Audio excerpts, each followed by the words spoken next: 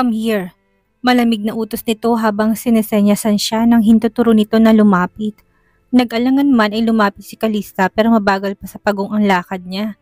Dahil doon ay tumalim ang mata at nakasalubong ang kilay ni Vinson.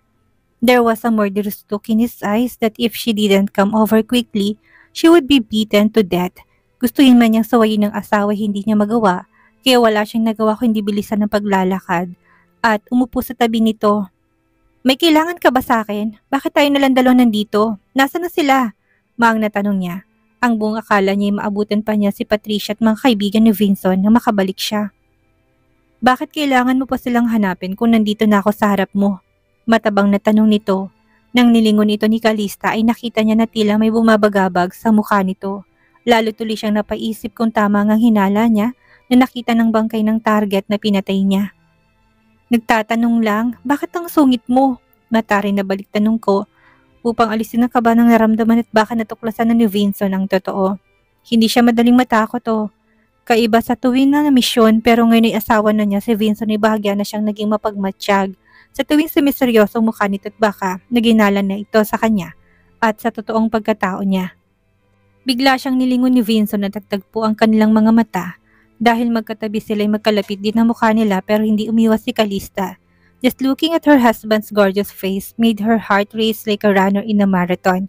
Bumaba ang tingin niya sa labi nito na bahagya pang namamasa dahil siya ininom nitong alak. Biglang yumakap ang braso nito sa bewang niya tahimik na nagsalita. Your dress looks good on you tonight pero masyadong daring.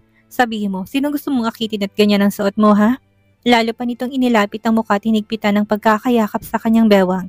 Nag-init ang pisngi ni Calista dahil sa mainit na hininga ni Vinson at bumubuga sa kanyang pisngi. Kahit na ganun nakalapit ang mukha nila sa isa't isa, hindi siya umiwas sa tinayaan lang ito kung ano man ang gusto nito. Unconsciously, she opened her lips partly as if waiting for Vinson to kiss her. Paunti-unting lumapit ang mukha nila sa isa't isa, ilang gahibla na lang at maglalapat ng mga labi nila. Pero isang tikim ang naging pumutol doon na kaagad na nagpahiwalay sa dalawa. Boss, namumulang mukhang tumayo si Calista pero mabilis siyang nahawakan ni Vincent sa braso at tinilas siya paupo. Stay. Namamaos na saad nito. Kumakabog ang dibdib na sumunod si Calista. Hindi sa kaba kundi sa excitement at pagkahiya dahil siya naabutan sila ng assistant nito. Pero tila baliwala yun kay Vincent. Kalmadong mukha pero malamig ang boses at tinanong nito ang bagong dating na assistant. Anong nadiskubre niyo? Si Mr. Julius Enlevo died because of venom. May natagpo ang kagat ng ahas sa leeg niya.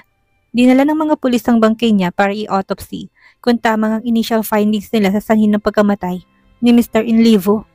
Tumangot-tangot si Vincent na tila sumang-ayon sa sinabi ng assistant pero mukhang hindi rin to sang-ayon base sa komplikado nitong itsura. Nakagat ni Calistang dila sa loob upang pigilan ng anumang reaksyong maipapakita niya. Hindi rin siya nagtanong na tila hindi ba napukaw ang interes niya. Bagkus si Vinson na nagsalita at sinabi sa kanya kung ano ang nangyari. May natagpo ang bangkay sa damuhan sa labas ng Sky Garden. Ayon sa pulisyang siya ng pagkamatay niya ay kagat ng makamandag na ahas. Natutop ni Calista ang labi at kunwari nagulat sa narinig. Ano? Ahas? Nahuli na ba? Paano kung may mabiktima pa to? Kunwari puno ng pag-alalang tanong niya. Huwag po kayong mag-alala, Miss Calista. Ginagawa na pong lahat para mahuli ang ahas. Sagot ng assistant sa kamuling bumaling kay Vinson. Boss, nadiskubre kong isang wanted na kriminal si Mr. Enlevo. Matagal na pala siyang minamatyagan ng mga pulis at NBI dahil sa mga krimeng kinasasangkutan niya. Mahinang napatawa si Vinson. Such a coincidence could happen ha? Bigla siyang namatay at bigla ring naglabasan kung anong baho na tinatago niya. Dahil sa sinabi ni Vinson ay bahagyang nanigas ang katawan ni Calista. Naramdaman yun ni Vinson. Why? May problema ba? Napakamot siya sa ulo at peking ngumiti. Wala. Iniisip ko lang kung paano kaya kung biglang may ginawang krimen yung Mr. Enlevo na yon ngayong gabi. May takot na wika niya. He won't. It may be considered karma or retribution that he met his death. But I still don't let something bad happen to my hotel. Ginagap nito ang palad niya at may hinang pinisil bago muling nagsalita. But someone saw na may babaeng kasama si Mr. Enlevo nung lumabas ito ng function hall. A woman in an ugly floral dress. One of my men saw someone like you wearing a floral dress. Nagkasalubong ang kilay ni Calista pero hindi niya pinahalata kay Vincent na bahagya siyang naapektuhan dahil sa sinabi nito. Upang itago ang tunay niyang nararamdaman, ipagalit niya itong tinanong. Anong ibig mo sabihin yan? Na ako ang sumama sa inlivo na yon? Nalalaki ang mga matang kumpronta niya dito. Tumahimik si Vincent at iniwas ang tingin sa kanya. Dahil sa pagtaas niya ng boses, sinapatras ang assistant na tila ayaw madawit sa bangayan nilang mag-asawa. My God, Vincent, pinagbibintangan ba akong mamamatay tao? Mataas pa rin ang boses sa tanong niya. Gusto niyang tumayo at haklitin to sa kwelyo pero alam niyang kontra yon sa sinasabi niya. Damn it, ganito ba katalas ang pang-amoy ng lalaking ito? At saka agad ang nakitang suspect. Dahil sa naging reaksyon niya ay lumambot ang mukha ni Vincent at muli siyang niyakap sa bewang. Mula sa likuran saka hinigit palapit dito. Hinayaan to ni Calista upang maalis kung ano man ang iniisip nitong masama tungkol sa kanya. I'm sorry if I said that. Hindi ko intensyon na paghinalaan ka. Gusto ko lang makasiguro na hindi ikaw ang tinutukoy ng tauhan ko. Yumuko si Calista at pilit na pinapabasa ang mga mata sa medyo na mausang boses na nagsalita. Hindi ko akalaing pinaghihinalaan mo ko ng ganon, Vincent. Matabi lang ang dila ko pero mabuti akong tao. Siguro dahil narinig ni Vincent na para siyang iiyak at tuluyan na siya nitong niyakap at isinubsubang mukha niya sa leeg nito. Nang masigurong hindi nito makitang ekspresyon niya ay lihim siyang ngumisi. Gusto niyang mapatawa pero pinigilan niya. Kung ayaw niya mabuko siya ni Vincent, biglang tumunog ang phone ni Calista, kaya kumala siya sa pagkakayakap kay Vincent. Sandali at tumatawag ang boss ko. Nangaasar na sabi niya sa mabilis na tumayo upang ang kamay nitong akma pa siya ng hawak sa kanya. I'm your husband, Kali.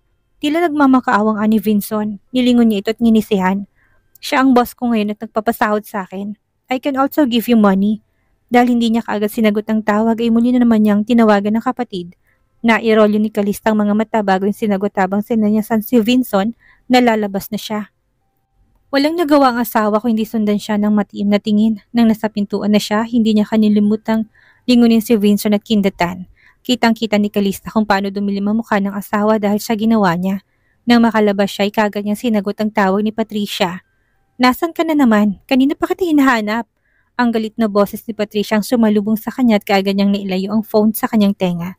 Nakatayo siya sa harap ng elevator. Habang hinihintay na bumukas at nang tignan niya ang oras sa suot na relo ay bahagyang nangunot ang noo niya. Malapit na maghating gabi. Oras na para mag-out ako sa trabaho. Magkita na lang tayo bukas. Pagkasabi nun hindi niya nahintay na sumagot si Patricia dahil bumukas ng elevator at pumasok siya. Habang pababa hindi niya nakalimutan tawagan si Rex. They discovered the body. May mission is a success. Congrats, C. Loud cheers came from the other line. And Calista looked at her reflection, grinning widely. It's not time to celebrate. I still have one more. By the way, C, I sent you the files of the man you are looking for. Thanks, Rex. Nang buksan niyang email na ipinadala nito, hindi niya mapigilang mapangisi. Sure it is. May tinatago ngang kabalustagan ng mag-ina sa kanya. Samantalang makalabas si Calista ay kagad na sinabo ni Vincent ng assistant nito. Hindi bang sinabi ko sa'yo, tulungan mo siyang makahanap ng trabaho, pero maging isang assistant na pipitsuging artista? Are you looking down on my wife? Parang gustong magtago ng assistant sa ilalim ng mesa. Dahil sa talim ng mata ng boss niya.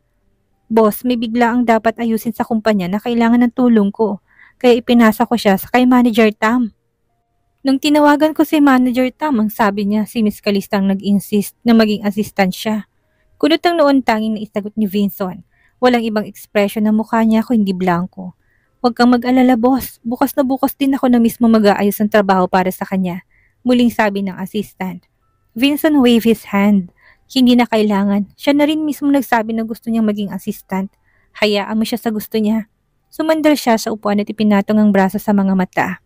Ngunit sa pagpikit ng kanyang mata ay ang naakit ng mukha ni Calistang pumasok sa balintataw niya. Bigla niyang naimulat ang mata at napatuwid ng upo. Nahilot niyang sentido dahil bigla yung sumakit. Sa pagkakataong yun ay biglang pumasok si Arthur. Vincent, narinig ko na malapit nang matapos ang gamutan ni Maris. Baka uwi na siya sa Pilipinas sa susunod na buwan. Dumilim ang mukha ni Vincent at naihilot ang sentido dahil lalo sumakit ang ulo niya sa sinabi ni Arthur. Yeah, I know. Tumayo siya. Let's go back. Nauna siyang lumabas at kaagad na sumunod ang driver. Saka si Arthur pero nang makababa at makarating sa parking lot ay hindi ito sumama sa kanya. Kaya sila ng assistant niya ang sumakay sa kotse saka umalis sa lugar na yon. Habang nasa biyahe ay nakapikit si Vincent kaya nabigyan ng magsalita ang assistant niya na siyang nagmaneho ng sasakyan. Boss, Hindi ba si Miss Calista yun? Sa narinig na sinabi ng driver ay biglang namulat na mata si Vincent at tumingin sa tabi ng daan. Nakita niya doon si Calista na mag-iisang naglalakad sa daan. Stop the car. Motoridad na utos niya. Nang huminto ang sasakyan sa tapat nito ay binaba niyang bintana ng sasakyan at kinausap to. Calista, get in the car. Nang may humintong sasakyan sa tapat niya, habang kumakain siya ng balot sa tabi ng kalsada, tinigil niyang pagkain at tinapon niya sa basurahan na sa tabi na nagtitinda. Saka niya nilingon ng humintong sasakyan. Dahil masyado siyang abala sa pagkain na hindi niya na napansin na kotse pala yun ni Vincent at hindi kotse niya. Nagpadala siya ng mensahe kay Tour at nagpapasundo. Kaya nang marinig ang boses ng asawa na magsalita, ito'y ganun na lang ang kanyang gulat. Vincent, bakit ka nandito? Sakay. Napaismit siya saka kinawayan ng tendero ng balot saka sumakay sa kotse ng asawa. Ang totoo, hindi lang basta tendero ng balot ang lalaking kinawayan niya. Informer niya yon dahil naghahanap siya ng lead tungkol sa kanyang misyon. What did you eat? You stink. Agad na reklamo ni Vincent na makapasok siya. Muling napaismit si Calista. Ang arte mo. Hindi ka kumakain ng balot? Balot? What is that? It's a fertilized duck egg, boss. A famous Filipino street food. Ang assistant nitong nagpaliwanag. Dumb, bakit ka kumakain ng ganitong uri ng pagkain? Just hearing the name, it looks disgusting. Nakangiwing reklamo pa rin ni Vincent. Kumuha to ng panyo, tinakpan ng ilong sa kanito para malanghap ang amoy na nanggagaling sa kanya. Ang totoo, hindi rin gaano kumakain ito si Calista. Paminsan-minsan lang kapag trip niya. Hindi porket mayaman ka at kayang bumili ng mamahaling pagkain, ilalaitin mo ng paboritong pagkain ng mga Pilipino. Kung hindi mo gustong amoy, tiisin mo. Ayaw kong bumaba ng sasakyan dahil pagod na ako. Dahil pa ni Calista ang boss kung makapagsalita. Kaya kahit ang assistant ay walang nagawa kung hindi ang magpatuloy sa pagmamaneho. Patungo sa bahay ng asawa. Tanging asik ni Vincent. Ilang segundong makaraan ay saka to nagsalita. Hindi ka ba pinapakain ng maayos ng boss mo? Saka kapatid mo siya, hindi ba? Bakit ayaw mong malaman niya kung anong relasyon natin? Mariing umiling si Calista. Hindi mo kilalang pamilya ko. Sinasabi ko siya, masyadong gahaman ng bawat miyembro ng pamilya ko. Kapag nalaman nila kung anong relasyon ko sa'yo, sigurado kung hindi lang ako mahihirapan silang kontrolin, kundi pati na rin ikaw. Kaya pakiusap ko sa'yo, makipag-cooperate ka na lang sa akin ng maayos hanggang sa matapos natin ang 3 buwan. Kahit nakatakip na ang ilong niya ay naamoy pa rin yung amoy ng balot mula kay Calista. Bahagyang gumusot ang mukha niya bago nagsalita. Meron ba sa kapamilya mo ang inaaway ka? Sabihin mo sa akin kapag meron at tutulungan kitang bigyan sila ng leksyon. Na, hindi na kailangan. Maikli lang ang 3 buwan. Ayaw kong bigyan ng malalim na koneksyon ng pagsasama natin at kapag dumating ang time na yon, ay ituturing na lang nating estrangherong isa't isa. Dahil sa sinabi niya ay naningkit ang mga mata ni Vincent at nag-iba ang mood nito. Hanggang sa makarating sila sa bahay, hindi na ito nagsalita pa. Nagising si Calista sa malakas sa tunog ng kanyang phone na naka-charge sa ibabaw ng bedside table. Mag-isa lang siya sa kwarto dahil ngayong wala si Lola Rhea ay hindi sila magkatabi ni Vincent na matulog.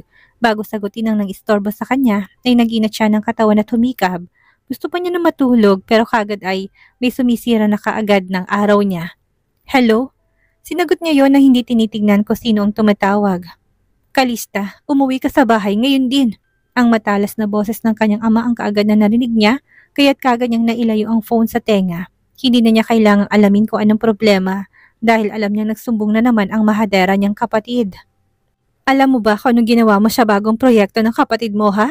Kailan ka ba titigil sa kamangmangan mo at kahit isang beses gumawa ka naman ng tama? Nasaktan si Calista sa salita ng ama, tuluyan na nawala ang antok. Sige pa, uuwi ako dyan ngayon din. Bumangon siya sa kama at patamad na tumungo sa banyo para magbihis. Hindi niya nakita si Vincent. Nang makalabas ng kwarto at makababa sa sala, kaya dumiretso siyang lumabas at sumakay sa taxi na minamaneho ni Bethany saka nagpahatid sa bahay ng kanyang ama. Calista, ang mabuti pa huwag ka na munang pumasok. Hindi pa lumalamig ang ulo ng papa mo, baka kung anong magawa niya sa'yo. Sumilay ang peking ngiti sa labi ni Calista at hindi sinagot ang madrasta na siyang sumalubong sa kanya. Alam niyang nagpapanggap lang ang concern nito dahil kung talagang nag-aalala at saktan siya ng kanyang ama, hindi na ito hinintay na makauwi siya para sabihin kung gaano kagalit ang kanyang ama. At nakauwi na palang walang kwentang babae na yan. Nang marinig ang kanyang ama ang boss niya ay mabilis itong lumabas sa study room at bumaba. May hawak itong walis at dinuro yun kay Calista. Kenneth, hayaan mo na si Calista. Wala na rin naman tayong magagawa. Kahit na magalit ka pa sa kanya, tapos na rin ang nangyari. Hindi na may babalik yun. Gustong matawa ni Calista habang pinagmamasdan ng pamilya niya kuno. Ang kanyang ama na galit sa kanya at may hawak pa na pamalo. Ang kanyang madrasta na kunwari pinipigilan ng ama pero bawat salita nito'y tila lalong nagpapatindi ng galit ng kanyang ama. At ang hilaw niyang kapatid na nagdadrama sa sofa. Bakit kinagagalit sa akin ng ganyan ha, pa? Kunwari inosente niya at walang alam sa nangyayari kung bakit siya pinapagalitan ng ama. Nanatili siya sa kinatatayuan at tanging sa ama lamang nakatingin at hindi tinapunan ng tingin ng madrasta. Magtatanong ka pa talaga ha? Kasalanan mo kung bakit ang bagong project na gagawin sana ni Patricia hindi na matutuloy dahil nawala ng investor. Kung hindi mo natapunan ng alak ang damit ng investor na yon, hindi magkakaroon ng problema. Dapat nga magpasalamat ka sa kapatid mo dahil binigyan kanya ng trabaho pero kapalpakan rin ang ginawa mo. Calista stood still. Her expression was nonchalant as she listened to her father rambling. Calista, mali ka talaga sa pagkakataong ito. Alam kong nasiselos ka sa kapatid mo dahil mas may narating siya kaysa sayo. Pero sana naman hindi mo sinirang pagkakataon na siyang magiging big break na sana niya. Napaismit si Calista sa harap ng kanyang ama't madrasta. Nang makita yon ng ama ay lalo tong nag-umigting sa galit. Talagang baliwala lang sayo ang nangyari ha? Sige ngayon din mag-empake ka at umuwi sa probinsya. Huwag kang babalik dito hanggat hindi ko sinasabi. Tumaas ang sulok ng kanyang labi. Kung wala lang siyang misyong tinanggap ay papatulan niya ang alok nito. Pero ngayong bumalik na siya sa CSS ay hindi niya kailangang umuwi. Mabilis siyang nag-isip ng paraan para mapanatili ang pagtira sa Manila. Nakita niya simpleng palitan ng tingin ng mag-ina nang marinig ang sinabi ng kanyang ama. Alam niyang sinamantala ito ng dalawa para patalsikin siya sa pamamahay ng kanyang ama at parang dalawa lang ang makakuha ng mana. Hindi siya interesado sa alinmang ari-arian ng kanyang ama. Kaya niyang buhayin ang sariling hindi nakadepende sa mga to. Kaya lang siya nananatili dito ay dahil gusto niya lang matawag na pamilya na may sarili siyang kadugo. Bata pa lang ay danas na niya kung paano mabuli dahil wala siyang pamilya. Palagi din siyang mag-isa lalo na dahil maagang namatay ang kanyang lola. Kung hindi dahil kay Uncle John na may connection sa kanyang lola, hindi niya alam kung ano ang buhay niya ngayon. Dad, kung sasabihin ko ba sa'yo na may alam akong tao na kayang tumulong kay Patriciang mag-invest sa movie na yan, hindi niyo na ako papauwiin sa probinsya? Calista asked. Ikaw, may kakayahan kang magbigay ng tulong sa malaking project ni Patricia? Hindi makapaniwalang tanong ng kanyang ama. Mukhang nadagdagan lang ang galit nito dahil sa sinabi niya. Kaagad na nagsalita si Calista upang magpaliwanag at hindi pinansin ang nanguusig na tingin ng kanyang madrasta at ni Patricia na ngayon nakatayo na sa tabi ng ina nito. C Group. Kilala kong president ng C Group. Kaya niyang mag-invest para sa movie ni Patricia. Kung hindi kayo naniniwala, itatawagan ko siya ngayon. Kinuha niya ang phone at takmang tatawagan si Violet, pero pinigilan siya ng kanyang madrasta. Sandali, paano namin malalaman kung nagsasabi ka ng totoo? Oo nga, sabad ni Patricia. Kahit nabaguhan sa kumpanya ang C Group, matagumpay na yun at posibleng maging kakilala mo yun. Dagdag pa nito na puno ng pagdududa. Kung hinayaan niyo sana akong tawagan siya, edi kausap ko na sana siya ngayon. Patamad na wika niya saka pinagpatuloy ang pagdial sa number ni Violet. Miss Violet, malumani na tanong niya. Narinig ni Calista ang pagsingap ni Violet sa kabilang linya. Marahil ay dahil siya boses niya kaya gulat itong napatanong. Boss? Halos pasigaw na tanong nito. Kung malapit lang ang tatlo sa kanya ay narinig ng mga to ang sinabi ni Violet. Miss Violet, may gusto kong ipakiusap sa'yo. About sa favor na sinabi mo sa akin, gusto mo bang mag-invest sa movie? Habang nakikipag-usap siya kay Violet ay matamang nakikinig sa kanya ang tatlo. Pagkaraan inabot niya kay Patricia ang phone upang ito ang ipakausap kay Violet. Mukhang naintindihan din naman ng assistant niya kung anong gusto niyang mangyari. Matapos makipag-usap ni Violet ay excited to humarap sa magulang nito at tuluyan siyang inignora. Ma, pa, nakausap ko na ang president ng C Group at kinukonsindera niya daw ako na mag-invest pero dahil may bagong product ang company nilang i-release ay gusto niyang pumunta ako doon ngayon na mismo. Nalaki ang mata ni Melba at ang kanyang ama dahil siya narinig. Talaga anak, mabuti kung ganon. Sige na magbihis ka na. Huwag mo nang paghintayin ng taong magsasave sa karir mo. Tumango si Patricia at mabilis na umakyat para magbihis habang si Calista ay kinausap ang ama. Pa, hindi niya na ba ako pababalikin sa probinsya nito? Samahan mo si Patricia sa C Group at sa pagkakataong ito'y ayusin mong trabaho mo. Tumango si Calista at ngumiti. Yes pa, kahit in-expose ni Calista ang sariling kumpanya ay walang problema. Hindi pa rin malalaman ng mga ito na siya ang may-ari nun.